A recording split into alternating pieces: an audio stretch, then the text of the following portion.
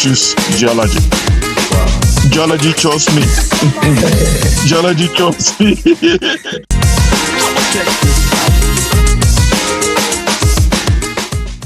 Welcome to Project B.U.I.L.D. All right. Welcome to this episode of Project B.U.I.L.D podcast. Sir. We are so happy and glad to have you with us. Good evening. Thank you for having me. Yes, sir. And very good evening to you. Thank you very much, sir. Would like to know what originally attracted you to geology as a career, sir? Okay. Thank you very much for this question. I hope I'll be answering this question for myself and many other people. I didn't choose geology. Wow. Geology chose me. Geology chose me. I came into the university after doing my A-levels, that is the School of Basic Studies. Yes, sir. I applied to read architecture. And somewhere along the line, I wasn't admitted to read architecture, but I was admitted to read geology. So in that case, geology chose me. That is how I can say I became a geologist. Well done. That's a very, very impressive one, because I believe most of the audience these days can also relate to that. Exactly. That is what I said. I was going to answer for myself and many other people. Yes. Okay, sir. As a professor of geoscience, and with how things are going now, do you think our universities in Nigeria are actually preparing students for real-world geoscience practice? Well, I want to say categorically that the universities are doing their best and preparing students for the industry, for the academia, and I think the university, as it is, in the context of and the environment in which we are, the universities are doing very, very well. Let's look at another example. Most of the people in the industries, like in the petroleum industries, yes, sir, the products from our universities are there and they're doing very well. Another thing I will also say is that our products from here, yes, sir, that have traveled outside the country to read their postgraduate studies are also doing very well. Yes, sir. So I can say our universities are actually preparing students to become future professionals in geosciences. Thank you very much for answering that, sir. Yes. Would like to also ask, considering how far you have come as a geoscientist, what were the challenges that you faced when you were starting out, and how did you overcome them? Let me start with this funny one. Yes, the first challenge I faced was when geology chose me. I was bouncing geology back. And I was like, well, I'm not going to be here. I have to move away and that and that. And that became a challenge for me because my grades were not that good. Yes, sir. And I also believe, and speaking for many others too, that came to find themselves in geology. Obviously, at first, some people were not happy to be in geology. But much, much later, the confession has changed. Just like in my own case now, I would rather be a geologist again if I have the opportunity to be a geologist over again. Yes, sir. So the challenges, I'll look at it as normal challenges of first being a student. Like in any other discipline, you have to work hard. And I think that challenge is first for any other person. And I think by and large, it was fun being a geologist, being in the field. So I wouldn't say there were many challenges. I enjoyed everything as I came along the way.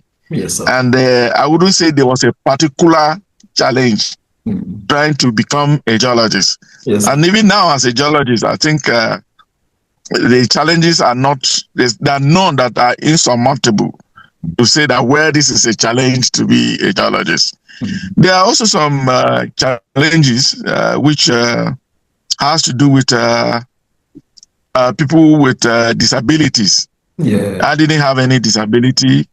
My eyes are still good. I can look at the microscope very well. I could trek in the field very well and do my field work. Yes, sir. And I can also use the instrument very well. So I wouldn't say there are particular challenges that I faced becoming a geologist and then maybe being in the academia as a geoscientist. It's all right. Thank you very much for that, sir. The question I've always had from a lot of younger geoscientists when I speak with them, and it's mostly geared towards the whole energy transition and all. So they are still like, are we still going to be relevant as geologists in light of all this energy transition? Since everyone are saying let's leave fossil fuels, let's leave fossil fuels. Do you think as young professionals there's still a future of for advancing the geology career? Well, I can't foresee things as a Nostradamus. Yes, sir. But I can tell you that in the next 100 years, fossil fuel is going to be relevant. Oh, but if you take fossil fuel out, water is already a challenge. Water is still going to be a challenge. And the people that are going to look up to get water will be geologists. Yes. So that is another area that we don't seem to look at very critically. But anybody telling you that oil is going to be phased out and is not going to be relevant, it's just like Malthus, who was predicting that after some time food will not be enough because the population is growing in a geometrical proportion and the food is being grown in arithmetical proportion. I can tell you that apart from using petroleum as even fuel, yes, sir, there are so many other things that have been derived from petroleum. To talk about the transition, if you are talking about fossil fuel like petroleum and gas, what about the LNG and all these ones that you need to get for your cooking and all these things and fueling some of these home appliances? So I don't think at this point we should start worrying much about that. Yes, sir. In any case, when the changes come, we will change with the changes. Yes, sir. Definitely, sir. Thank you, sir. Thank you, sir. One of the very, very key thing I've picked, apart from petroleum, a lot of other energy sources can also be derived from our fossil fuels. We have the LNG, CNG, and likes. Thank you very much, sir. We've almost come to the end of this podcast, and I would like you to leave us with I will leave you with one last question, which is what would be your advice to young professionals that are coming into the industry today, to those that also want to study geology and those that are studying geology currently? What's your word of advice to them, sir? Okay, I think what I may say now may also look like trying to address some of the challenges that we faced. Yes, sir. Which I was saying they were normal. They were not things that were insurmountable. Yes, sir. When we were students as geologists, we had to draw our maps with hands. We have to use typewriter to type our this in. Use the rolling machine to roll this in. So one mistake, you have to go back again and type and all these things and that. It was tedious.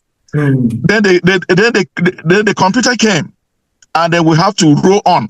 Yes, sir. The old school some of them found it very difficult to move into the this thing. So it was a struggle. Yes. Now geology is now graduating into more soft skills. Yes. You have the GPS to direct you. You have the chemical programs to use to do interpretation. What we used to do with hands and all that. Yes, sir. So we say that adaptability should be the key thing, because we had to adapt so many things. Yes, sir. But now things are getting easier, things are getting better, and young people like you are very handy with soft skills. Yes, sir. So anybody who wants to be a geologist should look at soft skill as very important areas to concentrate on. You have to interpret aeromagnetic data. You have to do map digitization, what we used to do with hands and the rest of them. So I think getting soft skills and then, of course, trying to tap into artificial intelligence to help in doing our work. I think all these things are key to anybody who is trying to be an upcoming geologist, a top-notch geologist. Even the geophysical interpretation, looking at petrol and all these things, these are soft skills that are key. And I think upcoming geologists should take this thing very seriously, but not ignoring the field work and the things that they can derive from the field. All right, guys. From what he has said, let's be adaptable as younger geoscientists. I'm sure you're able to pick a thing or two of value from this podcast. Kindly like, follow, and subscribe today. See you in the next episode. Make sure to tag who you would love to see next on this podcast. We got you covered as we look into bringing much more industry and academia professionals, and then ask the questions which you would want answered on our podcast. Thank you so very much, and see you on the next episode. Bye.